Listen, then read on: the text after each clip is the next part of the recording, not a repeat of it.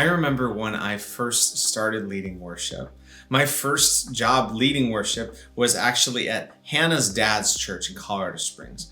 I had been involved in worship leading for a while prior to that, but it was always just as part of the team. I was never the person leading the songs, playing the guitar right up in front with the microphone. I was never that person. I was actually the person in the back playing the bass. And so when I first started leading in worship, it was a little clunky, right? I had this picture in my mind of what I ought to look like as a worship leader, this picture of what that meant.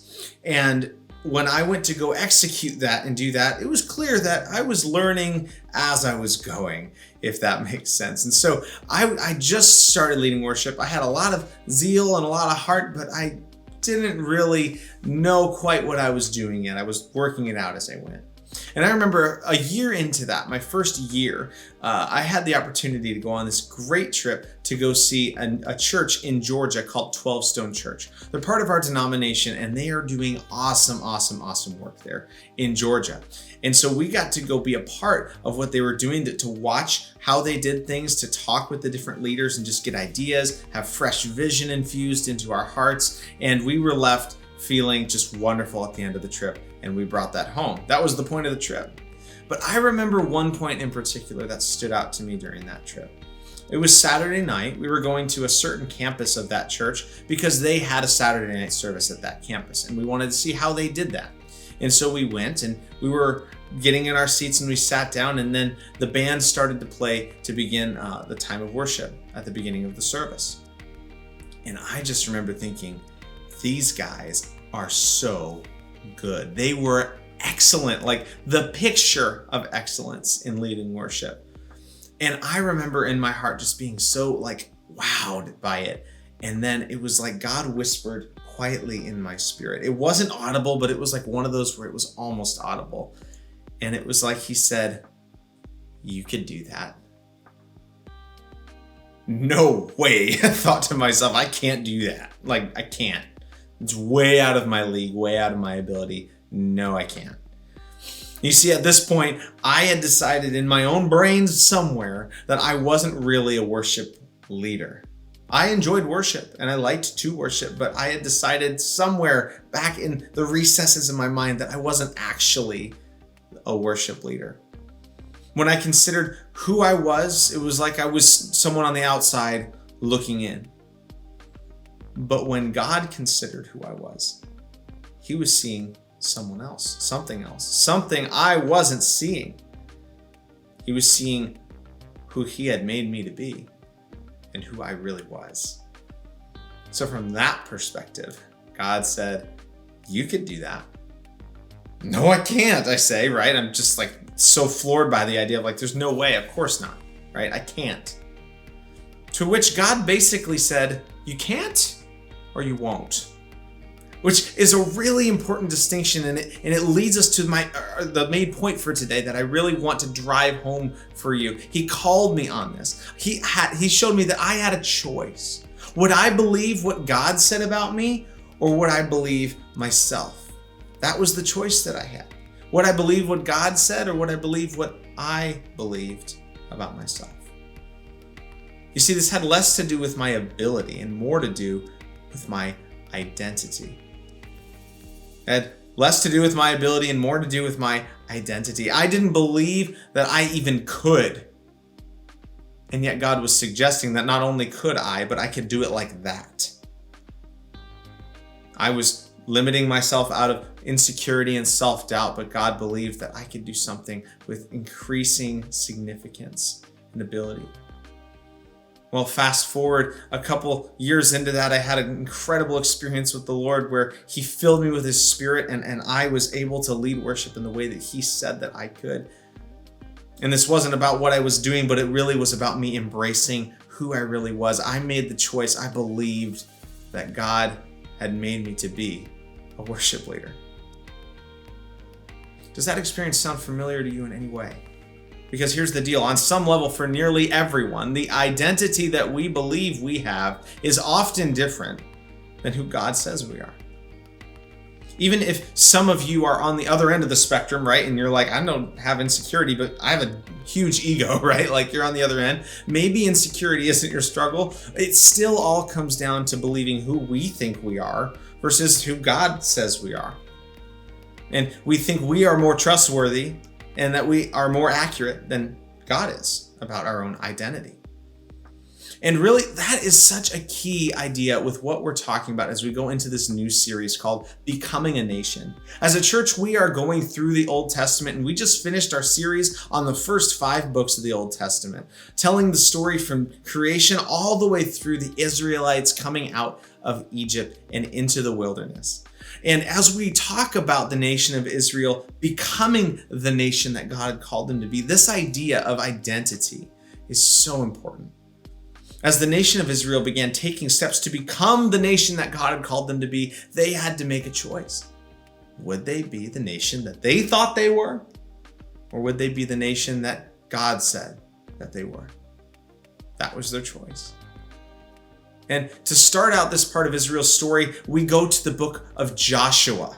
Okay, this is the first book kind of coming out of that season of God delivering them out of Egypt. But before we can even get into the book of Joshua, I need to talk a little bit about the context, because here's the context. Okay, at the beginning of Joshua, they had been wandering in the wilderness for 40 years. Okay, you can't just glaze over that. We got to explain why in the world were these people in the wilderness for 40 years? I mean, didn't God just deliver them out of Egypt to bring them into the land that he promised them? Why were they in the desert for that long? Well, here's what happened. About 2 years after God brought them out of Egypt, he had given them the law that we talked about last week. They had kind of established some of those normal basic traditions for them as a nation, and they had come right on the doorstep of this land that God had provided for them. They were about to go in. Okay, so you're like, okay, that sounds better. Like about 2 years, that's pretty reasonable, right?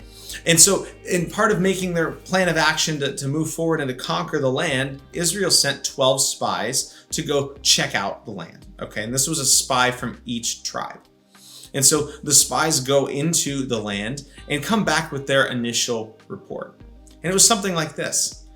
This land is awesome. Okay, they go in there and they find amazing, amazing things. Just beautiful, lush country that can grow all sorts of great foods. And I mean, they'd been in the desert for a little while, right? So they're like, this is great. We can grow all sorts of things. They actually carried back on a pole, it says, these huge grapes. Like if you were around our house around grape season, you would have seen the awesome grapes that we were able to produce this year on our grapevine, but they were nothing compared to what Israel carried out of the promised land, okay? They had a pole just like covered with grapes, and they were like, wow, what a great land. But it wasn't just that part that they heard, because 10 out of the 12 spies also said this in their report. They said, yeah, it's pretty great, but there's no way we're going to be able to have this land. There's no way. The people that live there, they're giants, and we don't stand a chance against them. We can't do it. Well, obviously, this starts to cause some commotion among the nation of Israel, because this is what they had been going toward this whole time. This is what God had promised them. And now all of a sudden, they are hearing this report that they can't possibly do it. And so things begin to stir. People start to get concerned. And this is where we pick up in actually the book of Numbers as kind of this preface to the book of Joshua. In Numbers 13:30 through 33, it says, but Caleb, who was one of the spies, tried to quiet the people as they stood before Moses. Caleb says, let's go at once to take the land. Let's go right now, he said. We can certainly conquer it. But the other men who had explored the land with him disagreed. We can't go up against them. They're stronger than we are. So they spread this bad report about the land among the Israelites. The land we traveled through and explored will devour anyone who goes to live there. All the people we saw were huge. We even saw giants there and the descendants of Anak, who was a descendant way back who was considered to be a giant. So next to them, we felt like grasshoppers. And that's what they thought too. And that last line is so key. Not only were they believing that themselves, they had begun to project this on the people in the country that they were going to go into. Well, Numbers 14, 1-4 continues the story. It says, the whole community began weeping aloud, and they cried all night.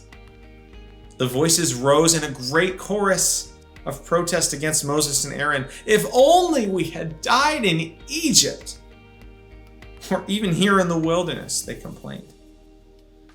Why is the Lord taking us to this country only to have us die in battle? Our wives and our children, our little ones will be carried off as plunder. Wouldn't it be better for us to return to Egypt?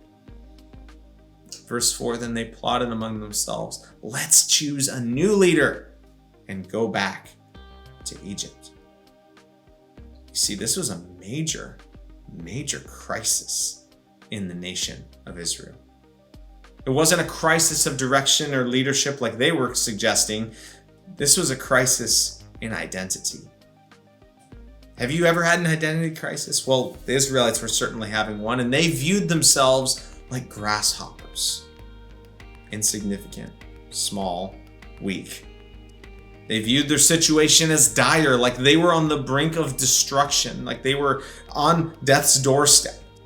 They were so upset that they cried all night as an entire nation. Can you imagine what that would have been like? They were in such a crisis of their own identity that they wondered, wouldn't it be better for us to go back to Egypt? I mean, think about that. Think about that. Did they forget who they were in Egypt? They were slaves. They had no rights. They were under harsh labor. They were deeply persecuted. And yet, they were so lost in their identity at this point that even began to sound appealing to them. They were having a serious identity crisis. Would they be the nation that they were called to be? Or would they be the nation that they thought they were? Numbers 14, 5-10 says this. Then Moses and Aaron fell face down on the ground before the whole community of Israel. And two of the men who had explored the land, Joshua, which is the book of Joshua, Joshua son of Nun, and Caleb son of Jephunneh, tore their clothing, which was a sign of deep, deep grief and mourning in that culture. It says in verse 7, they said to all the people of Israel, the land we traveled through and explored is a wonderful land. It's wonderful. And if the Lord is pleased with us, he will bring us safely into the land and give it to us. It's rich and flowing with milk and honey. Don't rebel against the Lord and don't be afraid of the people of the land. They are helpless. Pray to us. They have no protection, but the Lord is with us. Don't be afraid of them. But the whole community began to talk about stoning Joshua and Caleb. Wow. So, hang on, time out here. What did Joshua and Caleb know that the rest of the nation around them didn't know? What did they know? They knew their identity as God's people. They knew their identity as God's people. The rest of Israel saw themselves as weak and helpless grasshoppers, right? But Joshua and Caleb said, our enemies are helpless prey. They have no protection. What a contrast, right? How could they have that kind of confidence? Joshua and Caleb had the same obstacles as everyone else, the same challenges, the same circumstances. They'd been in the desert along with everyone else the whole time. They were there for the plagues. They were there for the Red Sea. They were there when God gave the 10 Commandments. They were there for everything. So what was the difference? What one thing made Joshua and Caleb this confident over everyone else in the nation of Israel? Well, they chose to believe who God was and therefore chose to believe who they were because of it.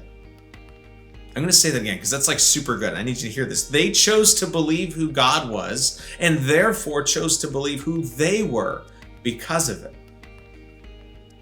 Here's the reality, okay? At this point, what had God done? In an unprecedented way, in a way unlike anything ever seen in the history of the world, God had chosen a nation of people and with his own hands, came in and pulled them, redeemed them out of the land of Egypt, out from under the rule of Pharaoh. He cut a waterway, a walkway through the waters of the Red Sea and walked them through. And then he sustained them in the wilderness for 2 years as this huge nation of people. He was with them. He showed so much care and provision. He went out of his way to watch over them. And then on top of that, he says, here is the law. Here's how I want you to live. What great clarity, right? To the way that he was calling them to live. And through all of this, God was showing them who they were. His people. He had called them. He had chosen them. I can't tell you how key this is, church. They weren't just called God's people. They were called to be God's people. They had the rights and benefits of everything that comes with being a nation behind God himself. When God is in front of you, fighting for you, and behind you, fighting for you and advocating for you.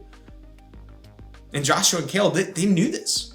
That's where their courage came from. They knew this. They knew, no matter how small I am, I've got the God who created everything and who loves me and redeemed me standing behind me. That's where their courage came from. That's where their crazy confidence came from. The way that they could say, these are helpless prey compared to us. But let me be a little bit clearer. Not only was this what God had for them, but the nation of Israel, unlike Joshua and Caleb, they chose to believe that this wasn't accurate. Instead, they started to call into question God's character, his love, his protection. They were afraid. They saw themselves as weak, helpless victim, betrayed by God himself. And here's the clincher. How many times do we act just like that? Everything's going wrong. How is this going to work out? I don't know. I should be afraid right now. God, where is God? God has left me. It's kind of like if you've ever watched The Hobbit or read The Hobbit before, there's these moments where Gandalf goes away from the group of the dwarves and Bilbo, right? He goes away for a little while and they start freaking out. Where is Gandalf? Where is Gandalf? Where did he go? Oh no, he's left us. He's abandoned us. But he hadn't. He was watching from the distance, right? And he was there and he came and he saved them in that story. And in the same way, when you choose to follow Jesus, just like Hannah talked about last week, you become one of God's people. And you, therefore, are adopted into this heritage. This becomes who you are. You get the same benefits that the nation of Israel had. The same thing that Joshua and Caleb had. They chose to believe it, even when the rest of the nation of Israel chose not to believe it. And this leads to our main idea. This is the one thing I want you to remember. If you don't remember anything else that I say, please remember this, because this can change your life. It can change who you are, because it's just that key, okay? Remember this. God can give us a new identity as his people, and he does. God can give us a new identity as his people, but we still choose whether or not to make it our identity. Hear me. God can give us a new identity as his people, but we still get to choose whether or not to make it our identity. This was the identity crisis that the nation of Israel was having. God had clearly given them a new identity, but they didn't make it their own. Think about it. Were they acting like this new nation with God behind them, or were they acting like slaves? Used to being dominated and victimized. And you can't really blame them to some degree, right? Because they've been slaves for 400 years, it's true. But yet, had anyone ever experienced the kind of radical redemption that God had shown them when he delivered them? No. He was showing them who he said that they were, which was people worthy of being redeemed. his people, no longer slaves.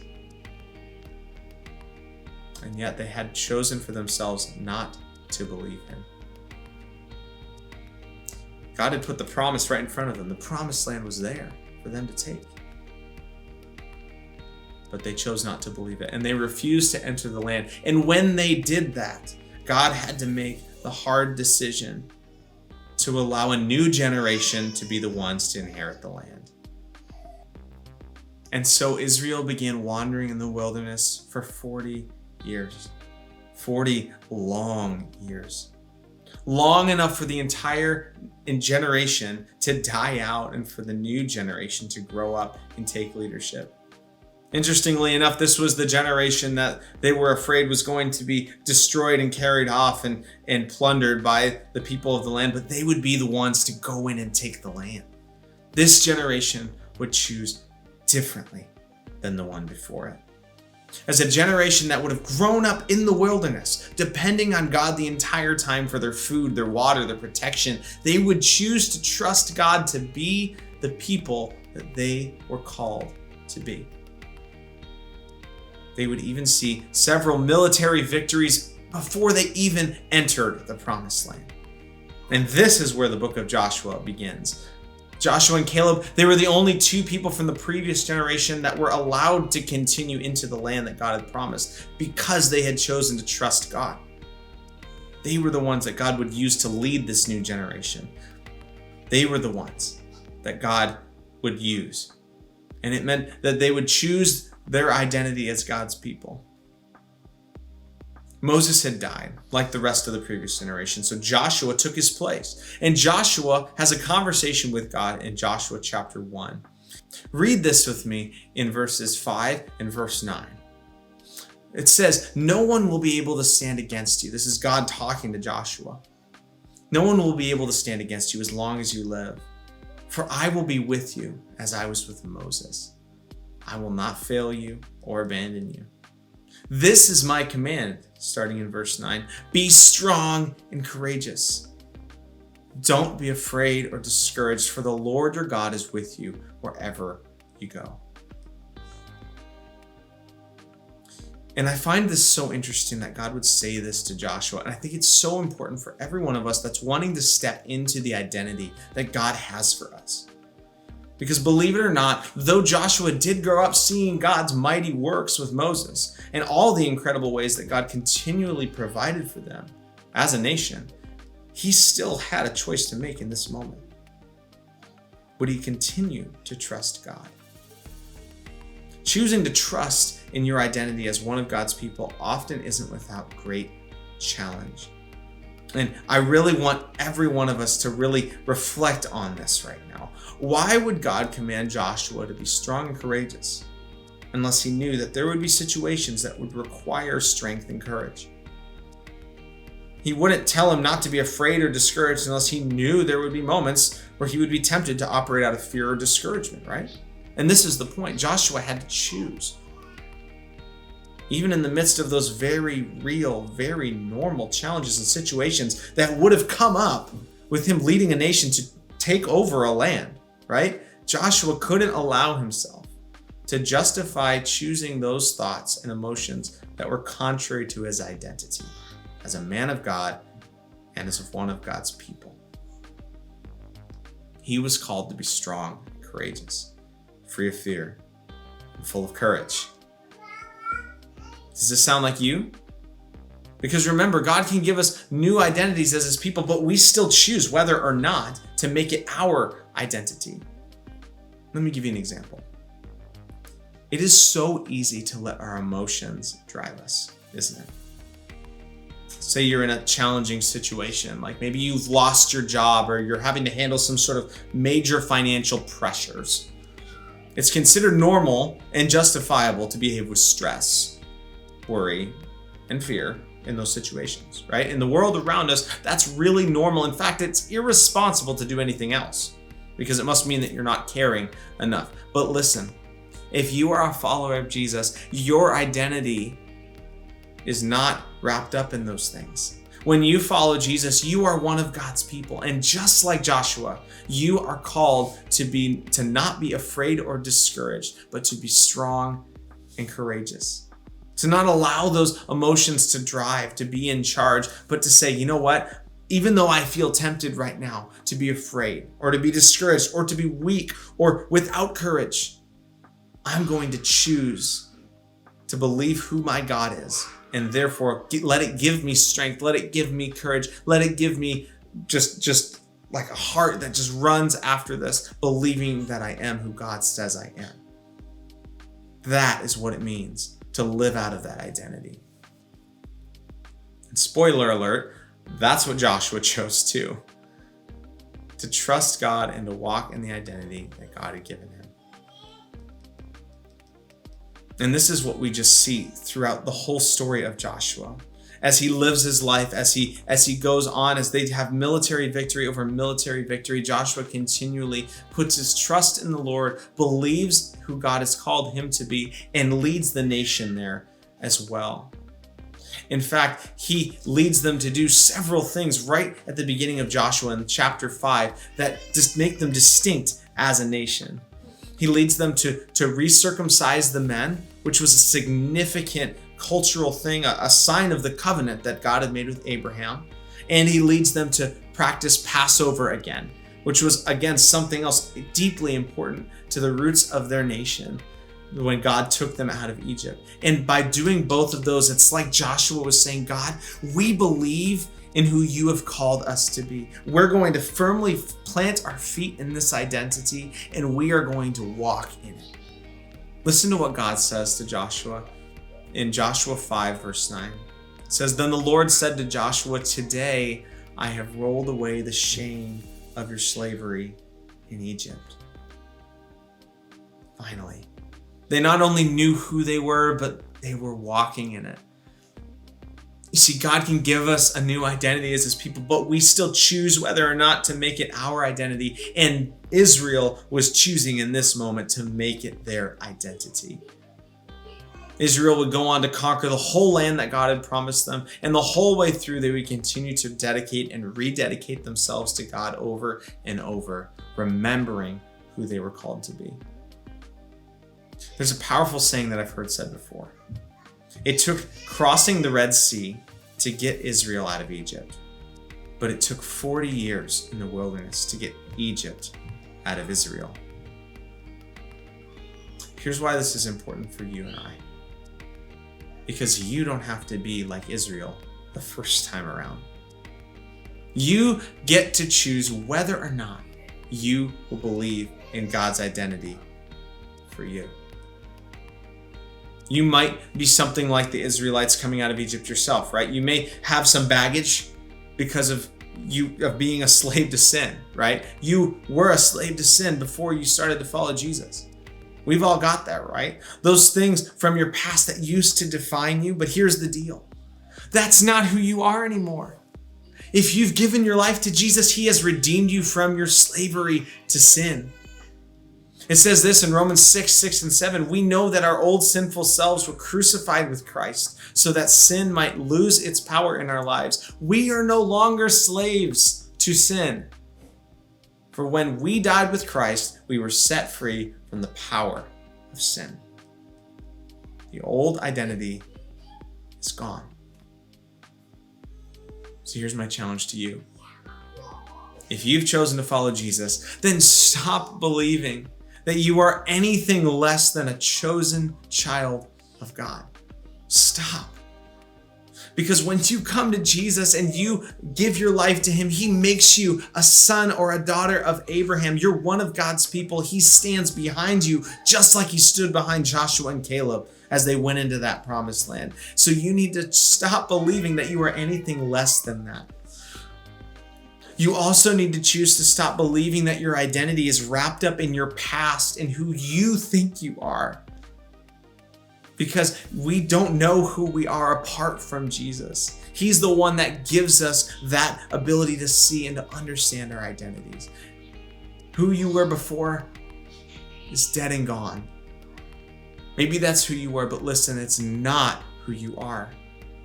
Instead, choose now to believe that you are who God says you are, because that's who you really are. If you've never made that decision to follow Jesus, if you're like yearning, chomping at the bit to know who you really are in Him, now is your chance. Now is the moment. You can give your life to Jesus right now. So if that's you, I invite you right now, pray with me. Jesus, I'm sorry for my sins. I've been a slave to them. Redeem me from my sins and give me new life. I trust you as my God, my Lord, and my Savior. Give me a new identity, Jesus.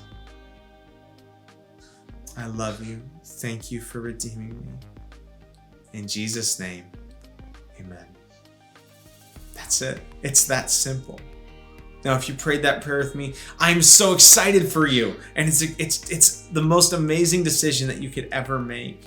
But listen, I don't want you to continue in that alone. And a huge part of this, a huge part of learning how to walk in your identity is to have someone else that can walk alongside you to show you what God says about who you are in Jesus. So click the link at the bottom of your screen right now, or follow the link, scan the QR code, so that you can sign up to have someone disciple you. Discipleship is just having someone walk alongside you to teach you how to follow Jesus. So if that's you, if you've made that decision and you don't have someone to disciple you, or if you've already made that decision and you want that, scan the code at the bottom of the screen, sign up. We'll get you connected with someone who can disciple you. It's also important to recognize that there are some things that God needs to work on us about. Certain things from our past that even though we've been redeemed, just like Israel walking through that wilderness to be redeemed of those sins and of the scars of their past, sometimes you need someone that can talk to you and pray with you to help remove that baggage, to remove those old scars. And so if that's you, I want to encourage you right now. You can also scan the code at the bottom of the screen or go to wearecourageous.church/pray. And we have someone that can pray with you, to talk with you about these things so that you can find the healing and the freedom that you have with your identity in Jesus. So Courageous Church, as we choose together to believe in who God says we are, let us be like that generation in Joshua chapter 5. Let us commit ourselves and follow Him together with strength, free of fear, and full of courage. Remember what it says in Joshua 1:9. Have I not commanded you? Be strong and courageous. Do not be afraid or discouraged, for the Lord your God is with you wherever you go. We'll see you next week.